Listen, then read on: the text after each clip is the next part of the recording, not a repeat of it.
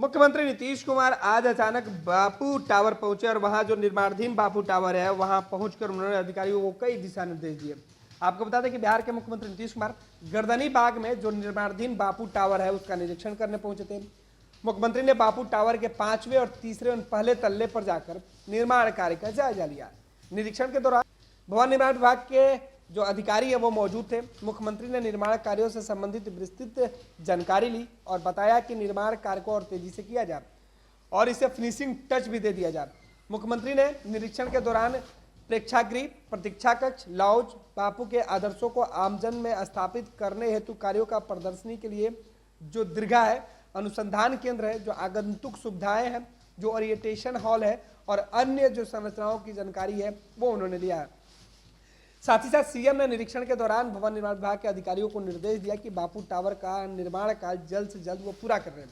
इसका निर्माण कार्य जल्द पूरा होने के बाद बापू की जीवनी, उनके विचार और उनके आदर्शों को नई पीढ़ी जान सकेगी। बापू के जीवनी से जुड़ी ऐतिहासिक घटनाएं, गांधी जी के विचार, स्वतंत्रता संग्राम में उनकी भूमिका, बिहार से लगाव, बापू के आदर्शों को बेहतर ढंग से रेखांकित करें ताकि आमजन यहाँ आकर उसे देखे और समझ सके। उन्होंने कहा कि यह परिसर ग्रीन एरिया रहे, परिसर बेहतर और व्यवस्थित दिखे। जब बापू टावर बनकर तैयार हो जाएगा तो यह बहुत अच्छा दृश्य दिखेगा। साथ ही साथ मुख्यमंत्री नीतीश कुमार ने जो निर्देश अधिकारियों को दिए उसमें कहा कि बापू टावर आकर देखने वाले लोगों को यह एहसास होना चाहिए कि बिहार ही नहीं बल्कि देश में कुछ अच्छा काम हुआ है। आपको बता दें कि बापू टावर बिहार ही नहीं बल्कि देश का एक ऐसा इकलौता टावर है जिसकी बाहरी दीवारें जो है वो जिस मेटल से तैयार की गई है, जिसमें तांबे का इस्तेमाल किया गया और पूरा दीवार में कई प्रकार की आकृति वो दिखाई देगी।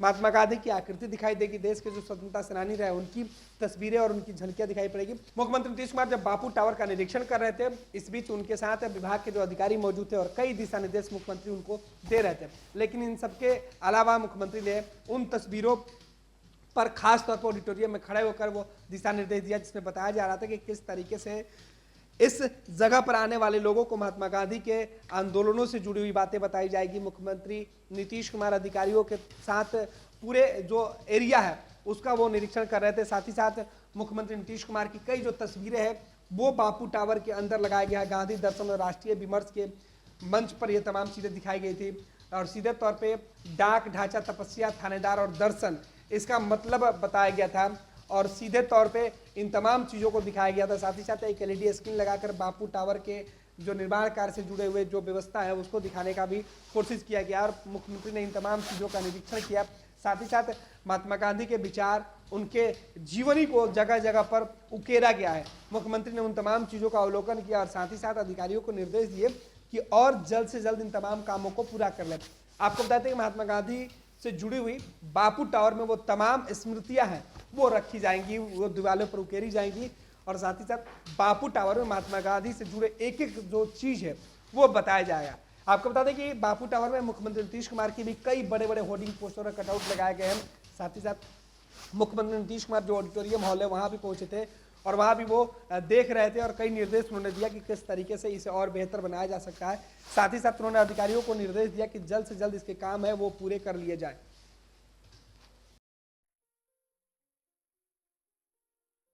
ये लो, मुंह मीठा करो। आज मैंने अपना जॉब छोड़ दिया, अब हम पूर्णिया वापस जाएंगे।